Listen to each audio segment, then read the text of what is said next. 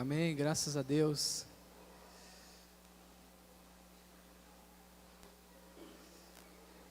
Glória a Deus, irmãos. Nós terminamos a série do Sermão do Monte e nós vamos hoje compartilhar algo que o Espírito de Deus falou conosco durante essa semana, que é sobre família. E nós vamos ver um texto aqui de Gênesis capítulo 37. Abra comigo Gênesis capítulo 37. E nós vamos compreender a vontade de Deus para a família. Gênesis 37, a partir do versículo 1. Gênesis 37, versículo 1. Glória a Deus. Quem achou, diga amém. Amém, é facinho de achar. Gênesis, primeiro livro da Bíblia. Diz assim: E Jacó habitou na terra das peregrinações de seu pai, na terra de Canaã. Essas são as gerações de Jacó. Sendo José de 17 anos, apacentava as ovelhas com seus irmãos. Sendo ainda jovem, andava com os filhos de Bila e com os filhos de Zilpa, mulheres de seu pai. E José trazia más notícias deles a seu pai. Israel amava José mais do que a todos os seus filhos, porque era filho da sua velhice, e fez-lhes uma túnica de várias cores. Vendo, pois, os seus irmãos que seu pai o amava mais do que a todos eles, odiaram-no, e não podia falar com ele pacificamente. E teve José um sonho que contou a seus irmãos, e por isso o odiaram ainda mais. E disse-lhes: Ouvi, peço-vos este sonho que tenho sonhado. Eis que estávamos atando molhos no meio do campo, e eis que o meu molho se levantava, e também ficava em pé, e eis que os vossos molhos rodeavam, e se inclinavam o meu molho. Versículo 8. Então lhes disseram seus irmãos: Tu, pois, deveras reinarás sobre nós, tu deveras terás domínio sobre nós. Por isso ainda mais o odiavam os seus sonhos e por suas palavras. E teve José outro sonho, e contou a seus irmãos, e disse: Eis que tive ainda outro sonho, e eis que o sol e a lua e as 11 estrelas se inclinavam a mim. Contando seu pai e os seus irmãos, repreendeu o seu pai e disse: Que sonho é esse que tiveste? Porventura viremos eu, a tua mãe e os teus irmãos a inclinar-nos perante ti em terra? Versículo de número 11. E seus irmãos, pois o invejavam, seu pai, porém, guardava este negócio no seu coração. Pode deixar a sua Bíblia aberta, nós vamos fazer uma exposição do texto. Pai, nós te agradecemos mais uma vez pelo tão grande privilégio de sermos chamados filhos de Deus. Eu te louvo, Senhor, pela sua igreja estar reunida aqui, pelo nosso encontro, ó Deus, diante da sua santa presença. Eu repreendo em nome de Jesus toda seta maligna, tudo que não provém do Senhor, que possa trazer distração, Senhor, aos teus filhos. E nessa noite nós possamos receber tudo que o seu Espírito quer nos dizer. E que a sua palavra, Senhor, abra diante de nós como um livro, Senhor, e como um alimento vivo e eficaz. Em nome de Jesus. Eu quero confessar mais uma vez o meu amor pela palavra de Deus. Às vezes eu estou lendo e eu fico até emocionado de ver alguns textos da Bíblia, porque de fato a Bíblia ela é um livro aberto para os filhos. Ela escancara as realidades de Deus para os filhos. E lendo esse texto de Gênesis 37, primeiro livro da chamada Torá dos judeus, Bereshit, Gênesis, na paraxá hebraica Vaishev, né, que significa ele habitou. E o texto começa: Jacó habitou na terra das peregrinações do seu pai. Do seu pai. Nós vamos falar sobre família hoje a partir desse texto. E nós entendemos uma coisa: uma família, ela funciona mais do que uma igreja de 500 ou 1000 pessoas. Vocês estão aí? Uma família é maior do que uma igreja de 500 pessoas, de 1000 pessoas, de 2000 pessoas. Então, para Deus, isso daqui é um encontro de famílias. Consegue entender o que eu estou dizendo nessa noite? E a partir dessa plataforma, desse princípio, é o que nós vamos entender o que Deus tem para nos falar. Então nós olhamos para o texto diz que Jacó, Yaakov, ele peregrinava na terra de Canaã, na terra do seu pai. E nós entendemos uma coisa pela Bíblia, mais uma vez, que a bênção de Deus não é individual, ela vem sobre o indivíduo, mas ela é geracional. Você pode dizer comigo, a bênção de Deus é geracional. Quando Deus se apresenta a Moisés, pela primeira vez, ele se revela a Moisés, e Moisés, querendo saber quem era o Deus que estava falando no meio da sarça, que ardia em fogo, ele diz assim, ó, eu sou o Deus de Abraão, eu sou o Deus de Isaque, eu sou o Deus de Jacó, e sou o Deus de teu pai. Então Deus estava dizendo a Moisés naquele dia, eu sou o Deus geracional. E o que ele nos ensina? Malaquias vai dizer que vai haver dias onde vai haver uma conversão dos pais aos filhos. E olha só que poderoso da parte de Deus. A profecia dos últimos dias não falam de um grande avivamento, um derramar do Espírito somente, de curas, de sinais, de maravilhas, mas a Bíblia se detém. Uma conversão do coração dos pais aos filhos e dos filhos aos pais. O que isso significa? A conexão entre pai e filho, mãe e filha, a conexão entre pais, a conexão entre filhos, isso a Bíblia vai chamar de um poderoso avivamento. Olha que poderoso isso. E quando esse texto nos ensina, vai nos mostrar que começa a narrativa de Jacó e logo começa a falar de José. E vai falar de José e nós entendemos uma coisa. Aqui começa a discorrer o propósito de Deus na vida de José. Eu entendo mais uma coisa que a Bíblia também nos mostra. O propósito de Deus começa na família. É dentro de casa que já começou o propósito de Deus. Quando eu olhei para meu pai, quando eu olhei para minha mãe, quando eu olhei para meu irmão, eu falei assim, meu Deus, essa é a minha família, e Deus disse, aqui comecei o propósito na sua vida. Então o propósito de Deus começa dentro de casa. O que nós pensamos? Que o propósito de Deus vai começar quando Ele me enviar a determinado lugar, ou quando eu sair de casa, quando eu casar, ou quando... Não, o propósito de Deus na vida de José começa dentro de casa. E olha que interessante, o texto bíblico faz questão de mostrar quantos anos ele tinha. Quantos anos José tinha? Põe ali na nossa tradução, de Deus. Se colocar 18 aí não é de Deus não, né? Aí, ó, esse é um teste. Vou dar tempo de eu beber água. Amém?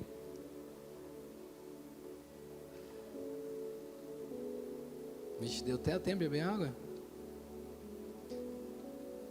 Pode procurar aí, Pedro. Na hora que você achar, você dá um toque aí.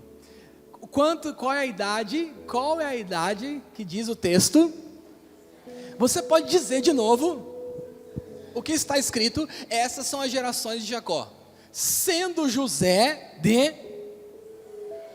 Você lembra quando você tinha 17 anos? Aos mais velhos, vixe, tá um pouquinho longe.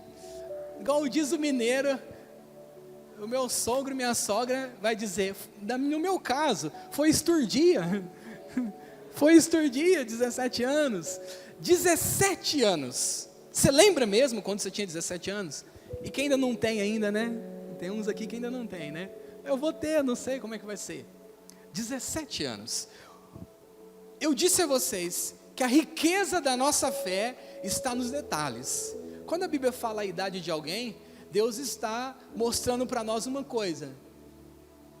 Deus fala que José tem 17 anos, e o que José fazia? Apacentava as ovelhas com seus irmãos. E aqui nós começamos a ver algumas coisas. Para a Bíblia não existe adolescência. Já pensou isso? Para a Bíblia existe a criança, o jovem, o adulto e o velho. E eu preciso te dizer, a adolescência, na nossa ótica, tem sido mais um campo de problema do que um campo de responsabilidade de realidade de Deus, de moral elevada. Quando a gente olha e pensa na adolescência, ainda mais os pais, a adolescência, até intitulamos um outro nome, a aborrecência, não é? Mas a Bíblia não tem adolescência. A Bíblia já começa a falar que José tinha 17 anos, e o que ele fazia? Cuidava das ovelhas do seu pai. Davi aproximadamente tinha de 16 a 17 anos. Opa, peraí, o que a Bíblia está dizendo? A Bíblia está dizendo que Deus atribui responsabilidade. Deus atribui a responsabilidade para adolescentes, que nós chamamos de adolescente, porque para Deus não tem adolescência. E o que isso nos implica? Nós estamos em dias hoje como família, e estamos olhando para os nossos adolescentes, e estamos falando assim, não podemos atribuir responsabilidade para eles, são inconstantes. Mas aí a Bíblia vem e fala o seguinte: Deus não fala isso. Sabe quantos anos tinha aproximadamente? Isso é histórico, não tem como eu provar na Bíblia, mas historicamente é possível provar. Sabe quantos anos aproximadamente tinha Miriam, que foi a mãe de Jesus? Já pensou? Você achou que ela era uma mulher de 25, 27 anos, 29 anos? Não, historicamente Maria, há registros que nos dá essa convicção, e a Bíblia também, nas suas nuances do texto, vai nos mostrar isso, que provavelmente tinha no máximo 17 para 18 anos, Maria. E a Bíblia chama ela de serva do Senhor. Sobre ela, o Espírito Santo veio, e o tamanho da responsabilidade, nasceu o seu Salvador. Sabe o que está acontecendo nas nossas famílias? Estamos olhando para os nossos adolescentes, de 12 a 17 anos, e estamos falando assim, não podemos atribuir responsabilidades para eles, não podemos colocar dinheiro na mão deles, não podemos fazer isso. Tem uns adolescentes aí, pode dar glória a Deus? Amém? Por quê, irmãos? Porque a Bíblia não fala isso. E o que isso está acontecendo? Nós estamos causando um problema geracional, quando nós olhamos para os adolescentes e não atribuímos responsabilidade a eles. E o Davi não precisou ser adolescente para entender responsabilidade.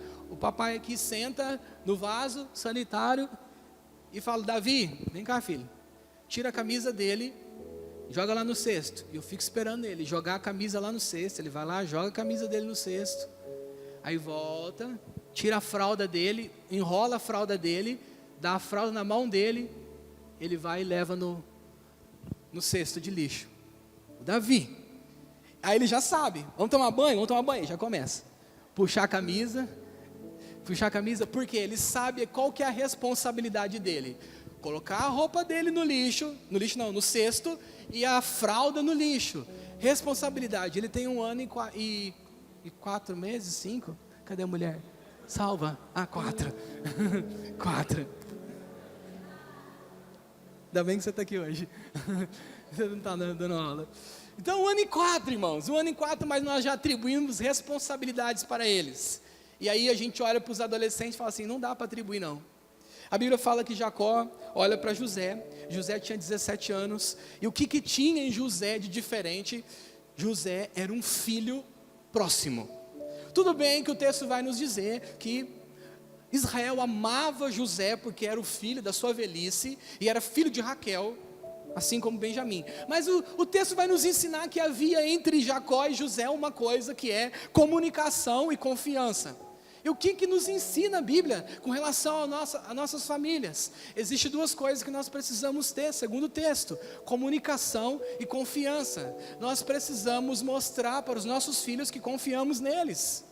Sabe por quê, irmãos? Porque senão vai haver alguém no momento da história deles que vai dizer que confia neles, mas vai confiar coisas ruins. Vocês estão me entendendo nessa noite? Nós precisamos olhar para o nosso cônjuge e dizer: eu confio em você. Para a nossa esposa, para o nosso esposo, eu confio em você. Porque senão em algum momento Satanás vai dizer assim: eu confio em você, e vai lhe dar um encargo que seja mau.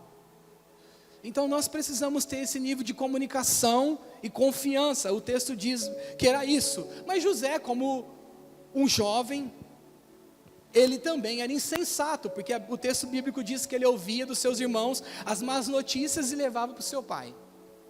Em Provérbios 10, 18 vai falar assim que que é insensato aquele que pega uma má notícia e reproduz ela.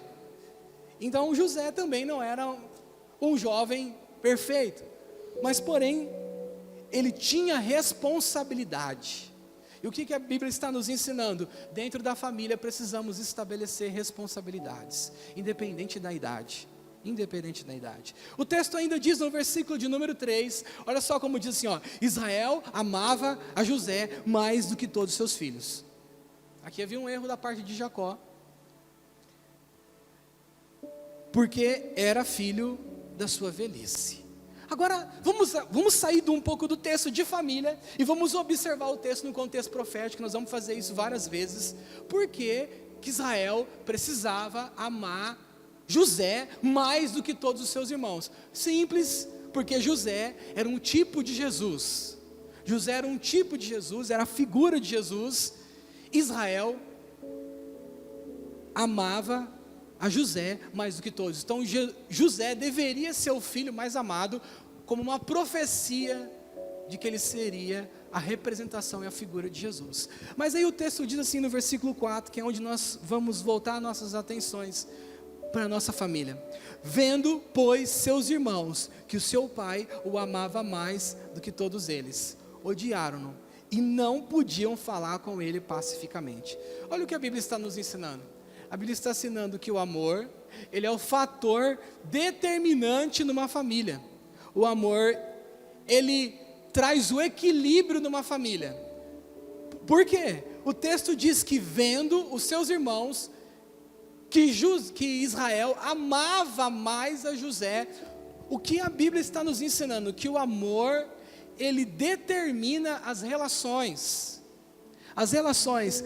E se o amor, ele determina as relações para o desequilíbrio, ele também determina as relações para o equilíbrio.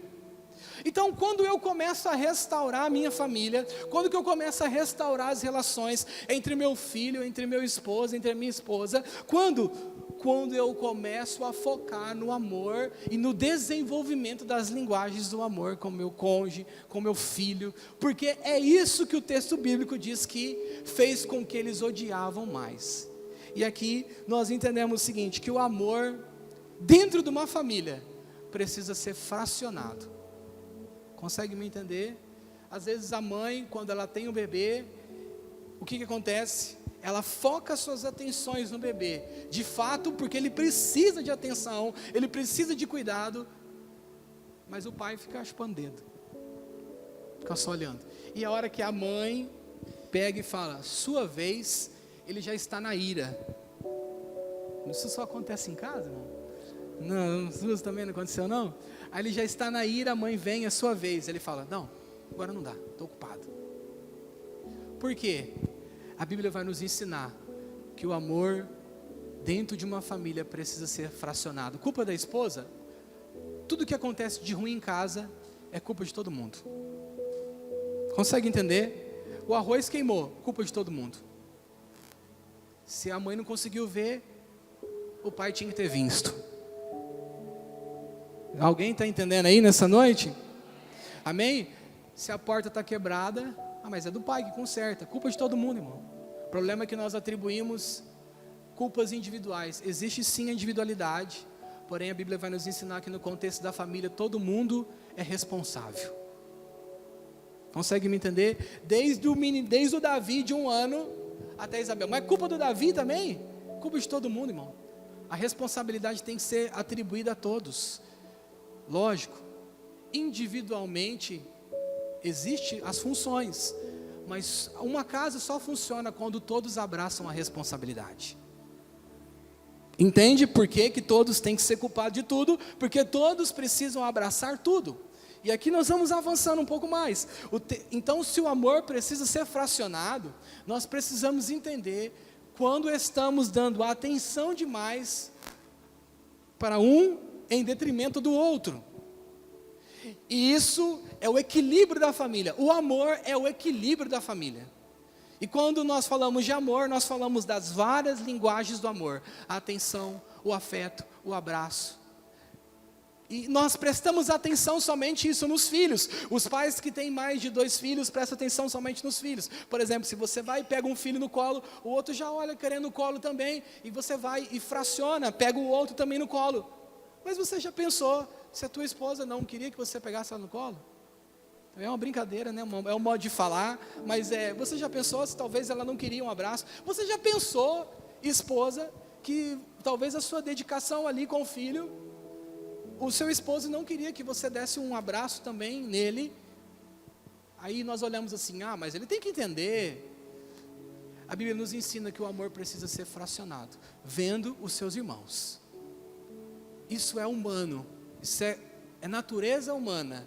A necessidade e a carência de amor é a natureza humana. Por isso que dentro de casa precisa ser fracionado, precisa ser distribuído. Aí não há desequilíbrio.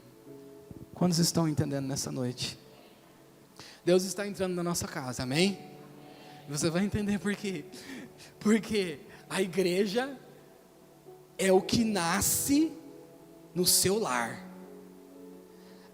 A reunião de domingo é resultado do que aconteceu dentro da sua casa na segunda, na terça, na quarta, na quinta, na sexta e no sábado e durante o dia do domingo. O resultado de você estar aqui de humor ou mal-humorado, feliz ou chateado, é resultado do que acontece dentro da sua casa. Então, nós concluímos o seguinte: a igreja é o resultado do que acontece em casa. Aí você entende porque 1 Timóteo capítulo 5, versículo 8 vai dizer assim, que quem não dá atenção para a sua casa, negou a fé, porque tudo começa no convívio da casa, e nós vamos aqui responder o que já vivemos em casa. Se vivemos uma vida de adoração em casa, você vai chegar nesse lugar, e não será difícil de você levantar as mãos, amém? Se você tiver uma vida de um bom relacionamento em casa,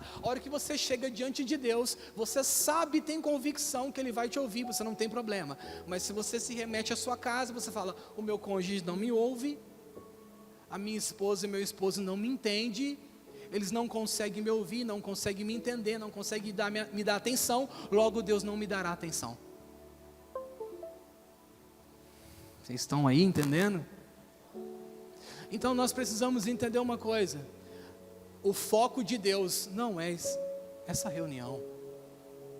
O foco de Deus nunca foi. Uma igreja saudável, ela está dentro de quanto a família é saudável. E glória a Deus, porque nós temos muitas famílias aqui. Eu não consigo me lembrar de alguém aqui que esteja com alguém que não está aqui, que seja da casa toda. Quase todos estão com as casas aqui. Então nós precisamos entender isso, que a igreja perfeita, ela nasce em você, ela não nasce aqui dentro. Não é aqui dentro que a igreja perfeita nasce. Mas tem igreja perfeita? A Bíblia fala para a gente buscar a perfeição, então provavelmente deve ter.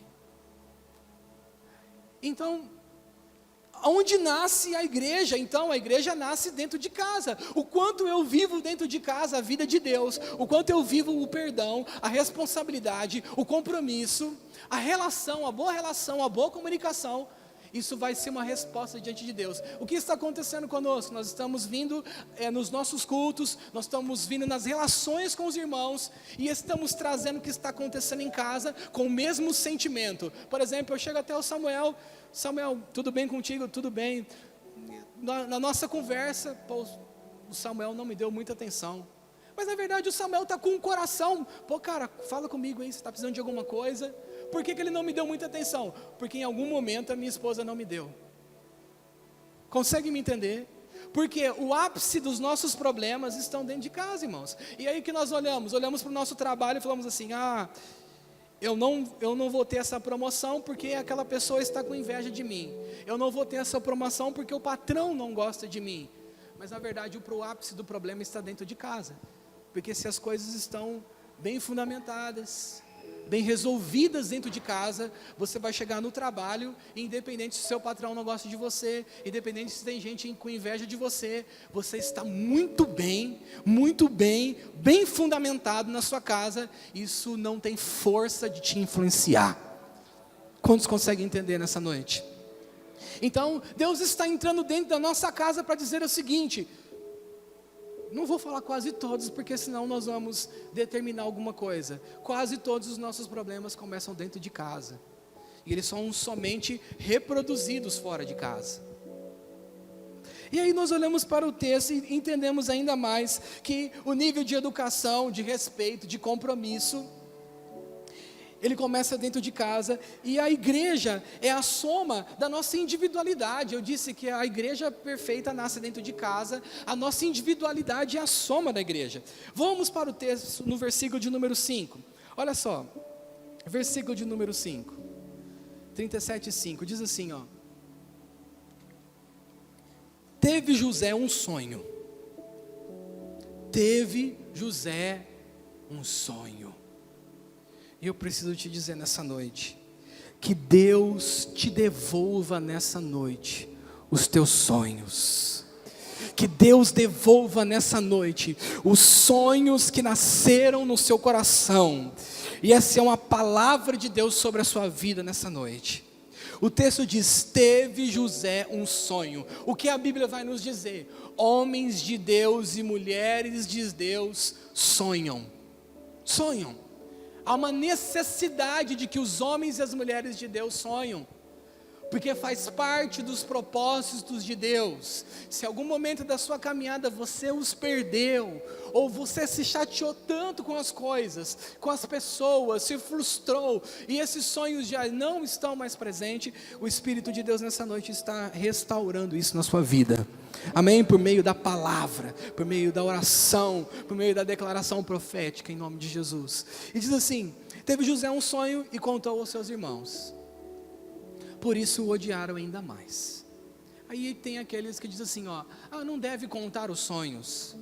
Não deve contar os sonhos, mas o texto bíblico diz que José contou aos seus irmãos. Agora eu fico pensando, nós vamos olhar o texto e vamos entender por que ele contou, mas e se ele não tivesse contado? Qual seria o meio pelo qual Deus cumpriria e o levaria até o Egito? O que acontece conosco? Nós atribuímos muitas coisas que acontecem conosco e dizemos assim, esse mal que me sobreveio, isso que me aconteceu. José, depois de toda a história, ele entende que até mesmo contar os sonhos para os seus irmãos foi necessário para o propósito de Deus se cumprir. Então não se preocupe com alguma coisa que você fez ou disse e deu errado, e você fala assim, nossa, não devia ter feito isso, deu errado. Deus é poderoso para poder intervir na sua história. Amém? Eu creio nisso, porque o Salmo diz assim, ó, ainda que tropeçar, não ficará prostrado. E ele disse, era um menino de 17 anos, com responsabilidade, e disse assim, ó, ouvi, peço-vos esse sonho que tenho sonhado. O que ele estava dizendo? Meus irmãos, vocês são mais experientes do que eu tive um sonho, me ajude no meu sonho. Era isso que José estava dizendo. E aqui nós precisamos entender uma coisa, a exposição do sonho de José era uma ignorância que ele tinha, ele não sabia interpretar o sonho. Nós estamos falando de um José que com quase 30 anos interpreta o sonho de Faraó. Mas nós estamos falando de José com 17 anos, não entendia o seu próprio sonho, e chama os seus irmãos e fala assim, ó, ouvi meus irmãos, me ajuda, parafraseando o texto, ouvi, peço-vos este sonho que tenho sonhado. Então ele não entendendo, ele faz a pergunta certa, talvez para a pessoa errada, e faz isso para todos os seus irmãos, e o texto diz que ele explica os sonhos, e os seus irmãos, aqui entra algo que eu falo, meu Deus, o que a Bíblia está nos mostrando? Deixa eu ver se eu não avanço aqui. O que a Bíblia está nos mostrando? Que os seus irmãos interpretam o sonho. Olha só, eles dizem assim, no versículo de número 8, então lhes disseram os seus irmãos, tu pois deveras reinarás sobre nós? O que eles estavam dizendo? está entendido o seu sonho, José. Você vai reinar sobre nós. Mas você vai reinar sobre nós? Você está achando que é isso? Tu deveras terás domínio sobre nós. Por isso ainda mais o odiavam por seus sonhos e por suas palavras. Aí o texto bíblico no versículo de número 10 vai dizer que, contando para o seu pai um segundo sonho, aí ele conta para o pai faz uma coisa que nós, pais e mães, precisamos fazer. O texto bíblico diz assim, ó, que ele repreendeu o seu pai e disse: que sonho é esse que tiveste? Por que Jacó repreendeu o sonho de José? Para salvar ele da ira dos seus irmãos. Deus queria dar para José o grande propósito, mas ele precisava ser contido. E aqui abrimos um parente para nós entendermos. Nós pensamos o seguinte, que quando nós somos contidos pelos nossos pais, ou por alguém que Deus levantou para falar na nossa vida, nós pensamos que essa repreensão é como um fim para dizer, não creia nisso, porque o texto bíblico vai dizer no versículo de número 11, e seu pai guardava este negócio no coração. O que nos ensina? O papai de José foi lá e repreendeu o sonho. O que você está sonhando, rapaz? Mas ele fez isso e guardou no seu coração. Quem sabe Deus não esteja levantando esse menino dentro de casa. Esse rapaz que eu atribuí responsabilidade a ele, pode ser que Deus está levando ele para algo maior que os nossos pais fizeram. E ele guardou isso no coração. Então por que Jacó faz isso? Para que ele não se comportasse errado. Qual que é a grande responsabilidade dos pais? Conter os filhos e liberá-los. Conter os filhos e liberá-los. O que acontece conosco? Nós só talvez liberamos e não contemos, ou liberamos sem conter. Então nós precisamos conter e liberar, por isso que o texto vai dizer que ele guardava no coração. E quando nós olhamos para casa, o texto diz assim, que os seus irmãos interpretaram, e aqui existe um grande problema dentro da casa, a família toda entendia o oráculo de Deus. Eu vou repetir, os seus irmãos entenderam o que Deus queria fazer com José, porque ele diz assim, ó, você vai reinar sobre nós, José. E o que isso me ensina? Que os seus irmãos entenderam a interpretação do sonho. Então o que a Bíblia está nos ensinando? Nós precisamos compartilhar em família os oráculos de Deus. Faz quanto tempo que nós não sentamos em família e entendemos o que Deus está falando sobre a nossa casa? O que Deus está falando para a nossa casa hoje? O que Deus está falando? Quando nós entendemos que a família do amor precisava nascer, eu e a Júlia sentamos, chamamos a Isabel também, e ela ouviu que nós estávamos para falar sobre a igreja. Isabel tem 5 anos, e ela ouviu tudo sobre a igreja. Então, o que nós precisamos entender? Todos precisam se envolver com a casa nas suas devidas proporções. Todos precisam envolver. O que nós fazemos? Lógico, mas pastor, nós não temos que privar os nossos filhos de algumas coisas. Nós podemos traduzir as mesmas coisas em outras palavras para eles. Quantos estão me entendendo? Mas nunca isentá-los da responsabilidade. Nós não temos dinheiro para ir até o mercado. O filho precisa saber. Vem cá, filho. Mas ele tem só 5 anos, mas ele só tem 10 anos, não precisa saber. Amanhã, depois ele vai entender que ele precisa disso.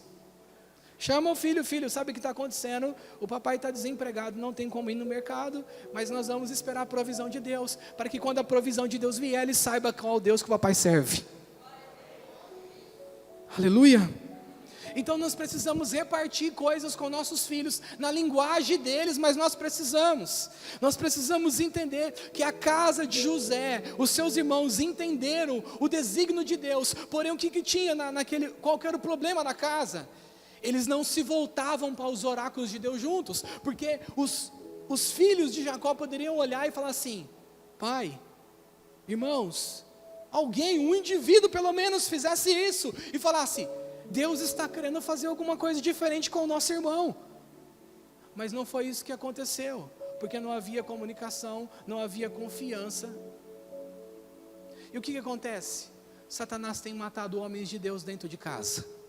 Satanás tem matado mulheres dentro de casa. Porque se tem uma palavra que fere, se tem uma palavra que causa dor, são as palavras dos irmãos, são as palavras dos cônjuges, são as palavras das pessoas que amamos. E aí nós entendemos uma coisa: quando eu e a pastora Julie fomos começar a igreja, sabe quem me chamou de louco? Nem preciso falar. Então a mamãe está aqui e a mamãe fica brava. Mas são os nossos irmãos que desacreditam em nós. São nossos irmãos que desacreditam em nós. Mas não deveria ser assim. Não deveria ser assim. E por isso que o Espírito de Deus está nos sarando nessa noite. Amém? Para que dentro do que nós temos condições, nós mudarmos a realidade da nossa casa, nós mudarmos a realidade do nosso convívio, entendermos que a sujeição uns aos outros começa em casa, porque o método de Deus ainda é a sua casa. O método de Deus, pessoas que não respeitam os compromissos, que não entendem a submissão dos presbíteros da qual Deus levantou na sua casa, é porque dentro de casa não se respeitam, não tem sujeição, e não é o pastor que vai conseguir resolver isso. Quantos estão me entendendo nessa noite? Então nós precisamos voltar com um olhar mais intenso para a nossa casa, voltar com um olhar mais profundo sobre o nosso lar, e entender qual é o nível de relação que estamos construindo, qual é o nível de relação que estamos tendo, para onde está voltados os nossos olhos, dentro de casa, e aí eu disse a vocês o seguinte, eu até concordo com alguns pregadores, com alguns pastores, que precisam, Jesus disse para a gente entrar no quarto e fechar a porta. Sim, Ele disse para fechar a porta, mas a minha porta não fica trancada, a minha porta fica aberta, porque a hora que a Isabel quiser entrar lá, ela precisa ver o papai orando, ela precisa ver o papai lendo a Bíblia, porque é dentro de casa, porque pode chegar algum momento, na inteligência da Isabel, ela falar assim: papai, por que você ora só na igreja? Ela perguntou esses dias para nós, eu estava no carro, e ela viu determinada coisa numa loja, e ela falou assim para mim, pai, eles não são da igreja, não é daqui não, tá? Eles não são da igreja, por que eles colocam isso na loja deles? Papai não disse que não é de Deus? Olha só, irmãos, olha só o que ela disse. Então os nossos filhos estão vendo, o nosso cônjuge está vendo, e agora, quer perguntar como eu sou? Pode perguntar para minha esposa. Será que posso perguntar para a sua? Pode? Será que posso perguntar para o seu esposo quem você é? E aí nós entendemos uma coisa: Deus nessa noite está entrando dentro da nossa casa. Amém? E nós precisamos entender isso, que a Bíblia diz assim, que nós precisamos criar esse nível de responsabilidade, de sujeição, e entender os métodos de Deus juntos. De hora em hora você precisa compartilhar com todos na sua casa o que está acontecendo conosco. Nós estamos entendendo que Deus, Ele trabalha individualmente, sim, mas Deus tem um propósito familiar.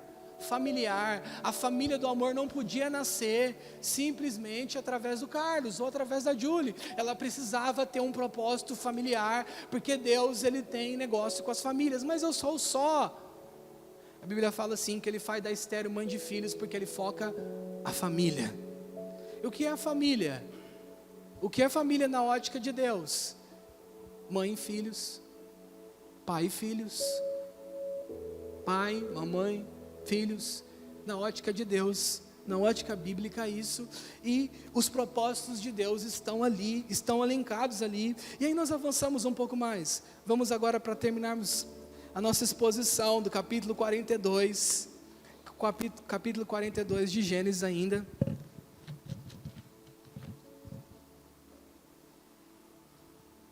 Capítulo 42, versículo de número 7, segura o texto. Quantos creem que o Espírito de Deus está falando nessa noite com você? Amém? Eu creio que está havendo um alinhamento dentro da nossa casa, irmãos. Amém? Um alinhamento espiritual, um alinhamento moral, um alinhamento intelectual, psicológico. Deus está entrando em todos os aspectos da nossa casa. Deus está mexendo em todos os aspectos da nossa casa, para que Ele possa nos fazer de nós uma igreja poderosa, uma igreja forte nele, uma igreja fortalecida neles. E aí nós precisamos entender o quanto que nós resolvemos as relações em casa, é o quanto que nós vamos resolvê-las na igreja.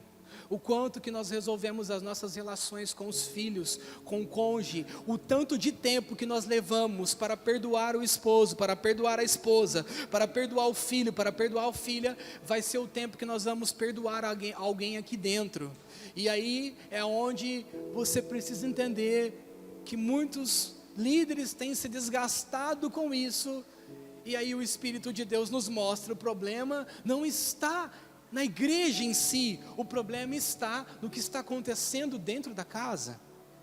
O que está acontecendo da casa que faz com que a pessoa seja difícil de perdoar, seja difícil de comunicar, e por isso que Deus está voltando os nossos olhos para dentro da nossa casa, voltando as suas atenções, mexendo no seu coração, mexendo nos seus olhos, aonde os seus olhos olham, aonde o seu coração se volta, aonde a sua vida se volta no convívio familiar, para que Ele possa te fazer poderoso e poderosa nesse lugar. Amém? E eu tenho entendido isso, para mim está muito claro na caminhada cristã, que esse lugar aqui é só o fim, esse lugar não é o início. E muitos de nós temos pensado que púlpito, que ministérios são o fim, o início, mas é o fim.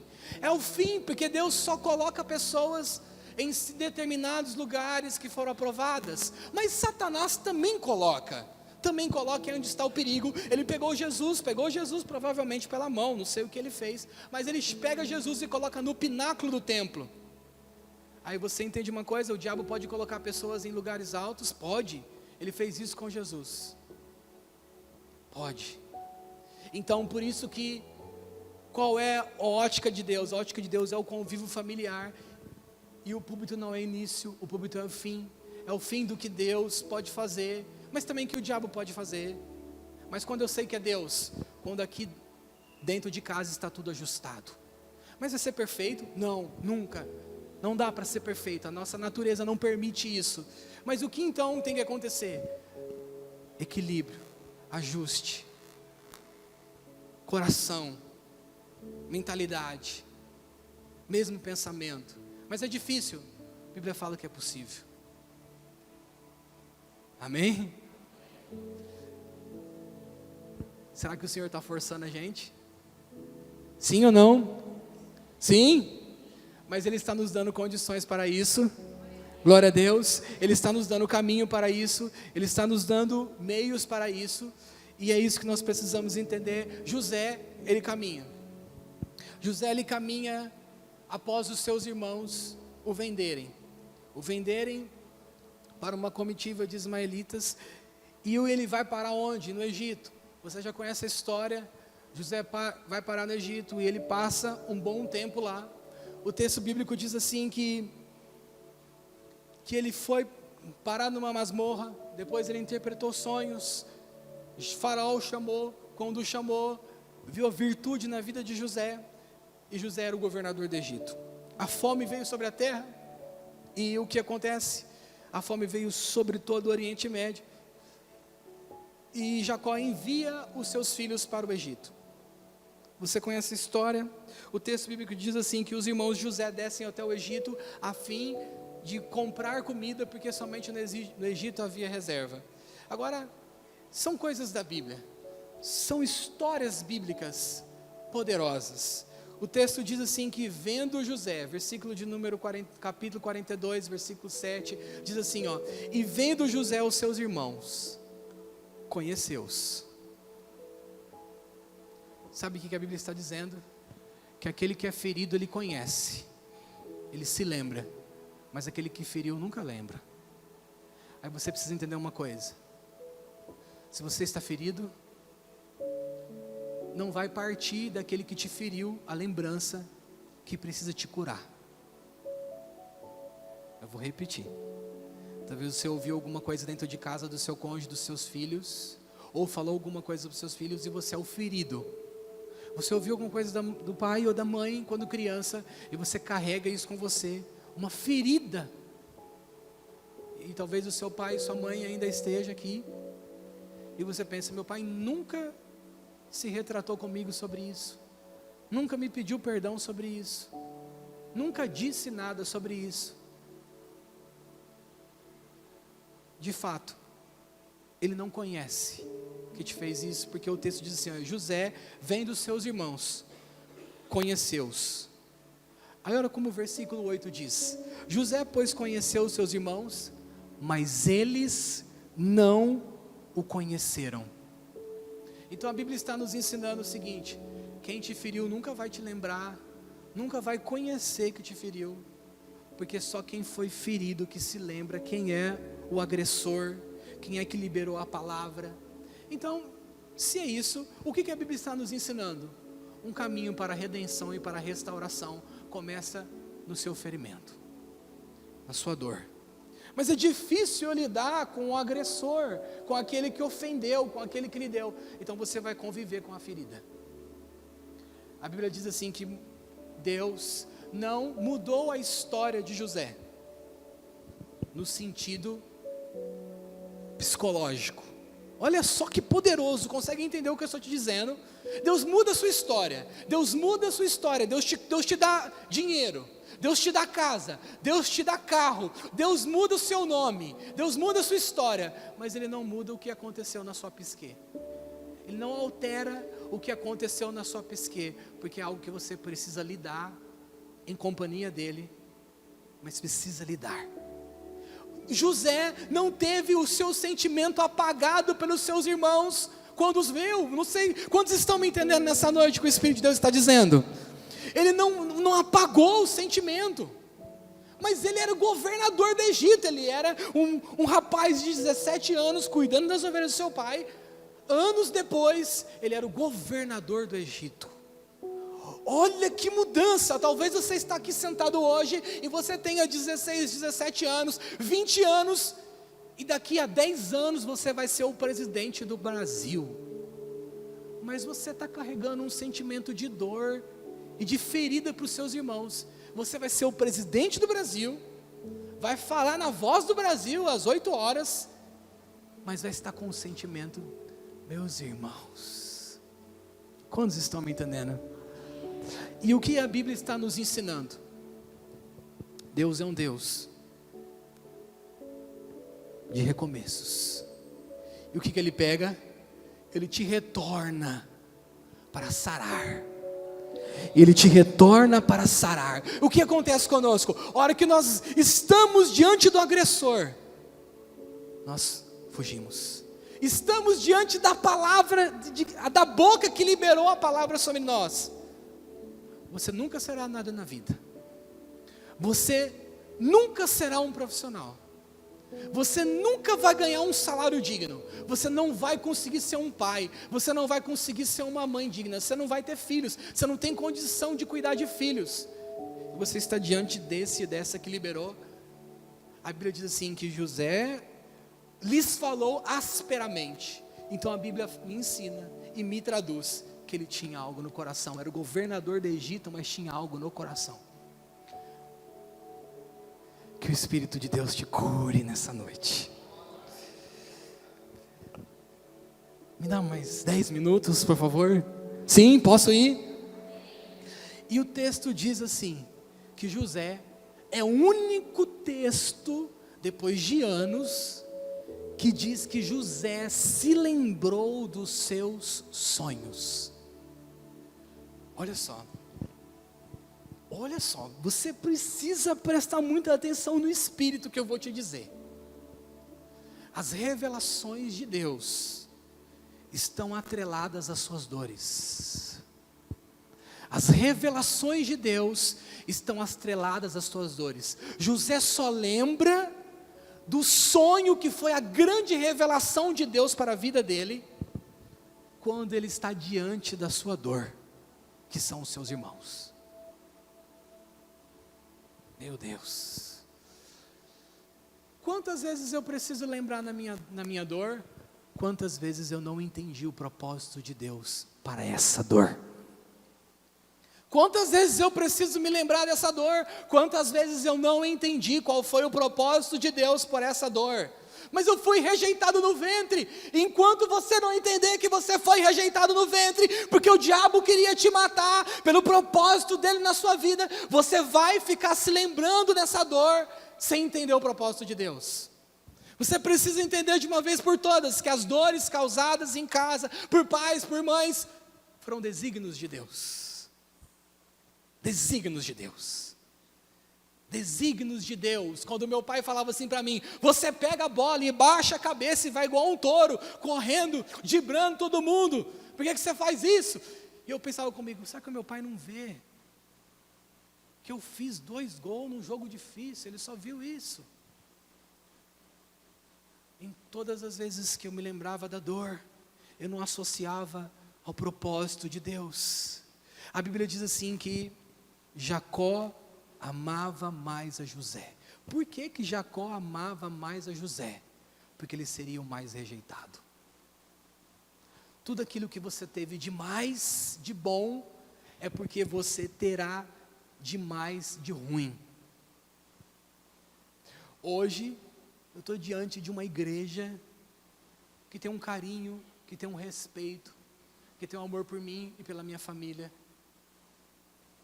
por conta daquelas rejeições, daquelas palavras. E hoje você está aqui, sendo amado por Deus, sendo amado por essa casa, por conta daquelas rejeições. Então o que a Bíblia está nos ensinando? As nossas dores são desígnios de Deus. Assim como foi um desígnio de Deus sobre a vida do filho, ele foi ferido pelas nossas transgressões. O castigo que nos traz a paz está sobre ele. E aqui é onde nós vamos concluir.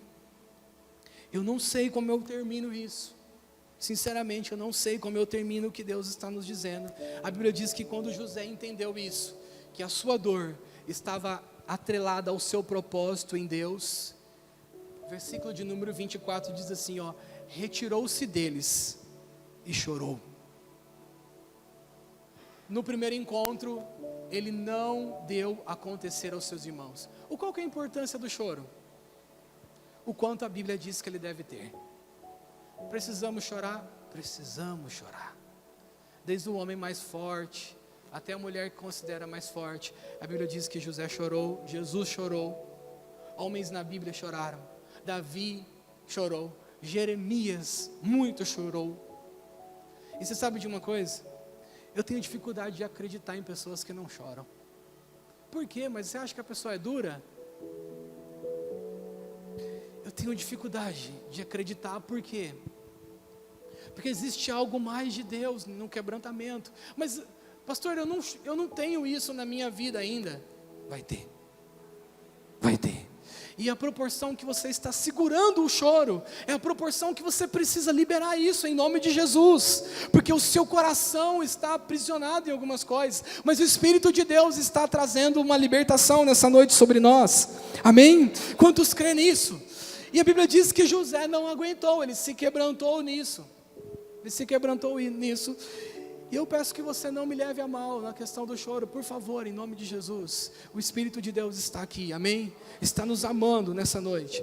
E aí, o texto diz assim, que José se retirou. Capítulo de número 45, é onde nós vamos concluir, e onde eu pretendo concluir aqui. Versículo de número 45, ele não deu a conhecer aos seus irmãos nesse primeiro encontro. Aí teve um segundo encontro. 45, 1 diz assim, então José não podia conter diante de todos os que estavam com ele, e clamou, e fazei sair daqui todo homem, e ninguém ficou com ele, quando José se deu a conhecer aos seus irmãos. O texto bíblico diz assim, que no primeiro encontro, ele olhou, se lembrou da sua dor, se lembrou da revelação de Deus, e foi chorar. No segundo encontro, Ele mandou todo mundo sair da sala, trouxe os seus irmãos, virou para os seus irmãos, imagina a cena, 11 homens, e José, eu disse, em hebraico, Ani Yosef. Os irmãos olharam, eu sou José. Isso é poderoso. E vamos entrar para o profético. No primeiro encontro, Jesus não se mostra para Israel. Ele não diz quem era para Israel. Mas daqui a alguns dias, Jesus descerá no Monte das Oliveiras e dirá para todo Israel, Ani Yeshua, eu sou Jesus. E os seus irmãos vão olhar para ele e vão falar assim, era você, era você. Sim, no primeiro encontro eu não quis revelar a vocês, só me revelei para a igreja. No segundo encontro, revelo para vocês quem sou. Então José é uma figura do Cristo. Poderíamos ver muitas coisas aqui, mas o nosso tempo não permite. E o texto diz assim, José deu a conhecer aos seus irmãos. E ele disse no versículo 3, e disse José aos seus irmãos, eu sou José. Vive ainda meu pai? E seus irmãos não lhe puderam responder, porque estavam pasmados diante da face. E aqui, irmãos, eu quero concluir com isso. A Bíblia, ela abre, meu Deus, quando a gente entende isso, quando a gente entender isso, nunca mais a gente vai odiar o irmão, a irmã, nunca mais vamos odiar o pai ou a mãe, que fizeram tantas dores em nós, irmãos que fizeram tantas dores em nós. Quando a gente entender isso, José disse assim no versículo de número 5, agora pois, não vos entristeçais, ou seja, Deus está sarando nós nessa noite, nem vos pese os vossos olhos por haverdes vendido para cá, ou seja, não fica pesado o coração de vocês, por vocês terem me vendido, porque para a vossa conservação da vida, Deus me enviou diante de vós. E aí no versículo 8, ele revela todo o propósito de Deus, dizendo assim, assim, não foste vós que me enviaste para cá. Como que diz o texto? Senão Deus.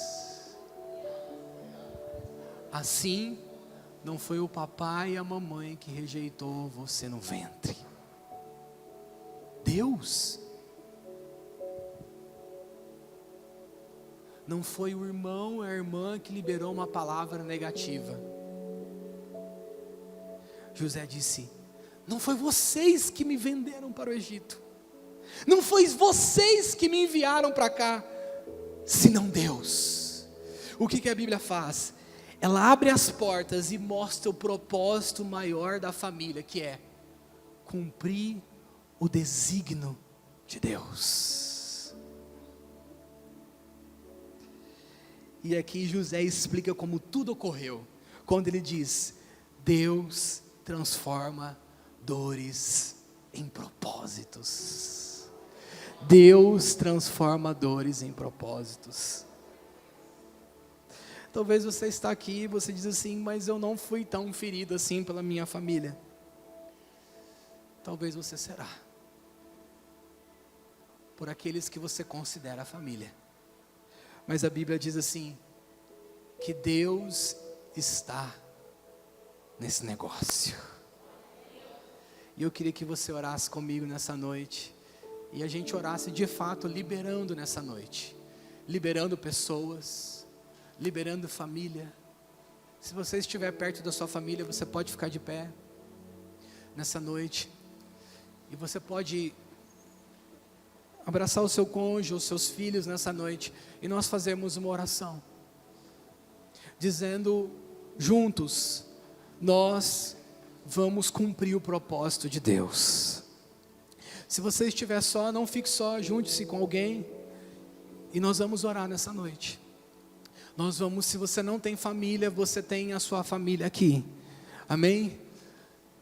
E que nós possamos entender que todas as dores estão sendo nesta noite transformadas em propósito. E Deus nessa noite está escancarando diante dos seus olhos, que todas as dores, todas as palavras malditas, elas sejam transformadas em propósitos. Não vamos nessa noite dar glórias e honras a Satanás, ao agir de Satanás. Não vamos desfazer a união entre pais e filhos, não vamos desfazer os desígnios de Deus. Nessa noite, que nós possamos estar diante daqueles que nos venderam para o Egito, que são da nossa casa, que são nossos pais, que são nossos irmãos, ou que são aqueles que nós consideramos como família, e nós possamos dizer: não foi vocês que me venderam, não foi vocês que me disseram, mas Deus nos trouxe até aqui por um desígnio, por um propósito, por um chamado, para algo que Ele está fazendo em nós como família. Senhor, essa é a nossa oração nessa noite. Aqui estão as famílias, e eu oro: entra dentro dessas casas, Pai.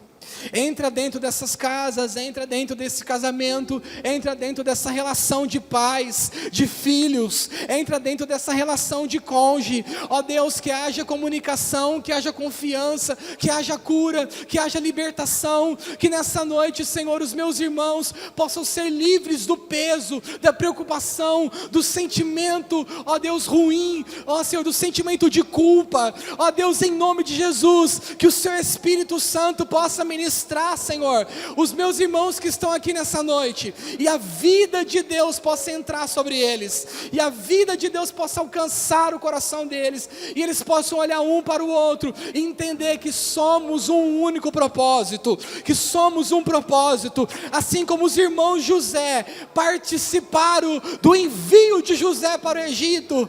Ó Deus, a nossa família participou de um desígnio de Deus sobre nós, e essa é a nossa oração nessa noite, esse é o nosso clamor nessa noite, essa é a nossa oração, Deus, de declaração profética diante do Senhor.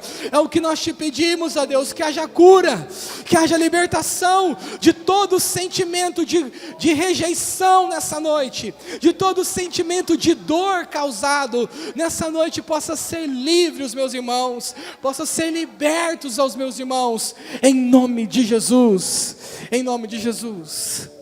Glória a Deus.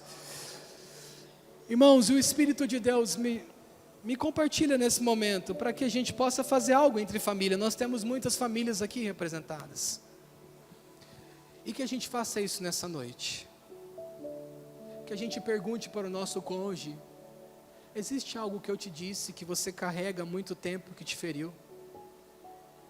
Talvez você está com o seu esposo, sua esposa do seu lado, talvez você disse algo para ele ou para ela há muito tempo, e você não sabe que feriu ela, ou que feriu ele. E essa é uma noite de libertação. Talvez a namorada, o noivo, o amigo, o filho. Pergunte para o seu filho: existe alguma coisa que o papai disse para você, filha, que te chateou? Essa é uma noite de libertação. E como eu disse, que aquele que é ferido, que sente, se você se lembra de quem te feriu, faça uma conexão. Deus, Ele está te colocando, te fazendo degraus, você subir. Profissionalmente, Deus está te colocando em altos níveis, em alto nível profissional. Mas você ainda carrega essa dor dentro de você. E qual que é o problema dessa dor? A qualquer momento você pode desequilibrar, e aquilo que Deus construiu junto com você pode cair. Nessa noite o Espírito de Deus te sara. Amém?